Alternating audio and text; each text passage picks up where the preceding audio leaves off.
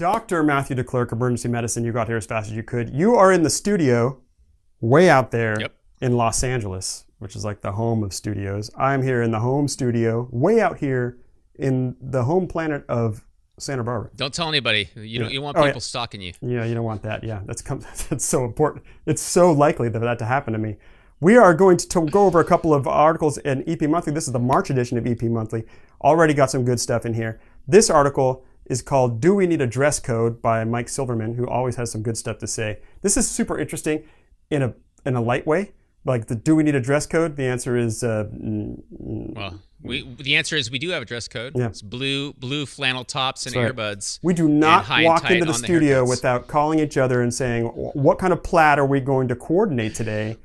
Do we want to have... What color blue are you going to wear What kind of blue? Do we want tiny little patterns to screw up Ben's shot? I mean, it's really important that we know these things. And so we have a dress code, but they're talking about it.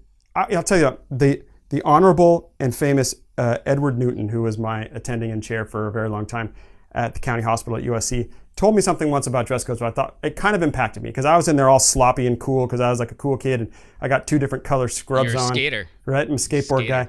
And he's like, look, I tell everybody, you may think that ring in your nose is cool and that your green hair is cool, but you are terrifying a 90-year-old lady in sepsis.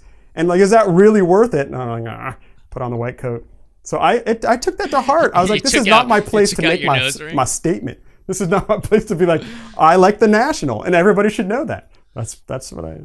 So I think dress codes have some. I mean, I do unified scrubs with a name on it, and then I'll have my white coat that I'll wear when I'm walking around or talking, and then you just peel it off. You got to get your hands dirty, peel it off, and then you're ready to go and get bloody.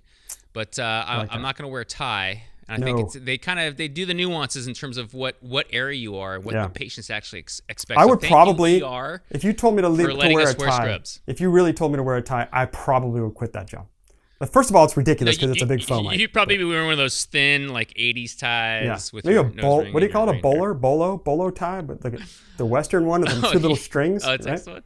No, I meant one of like your little 80s like boy band ones that you were probably part of when you were a skater. How dare you? Gotcha or something. I'm leaving. This is where I throw my stuff down. I leave the studio.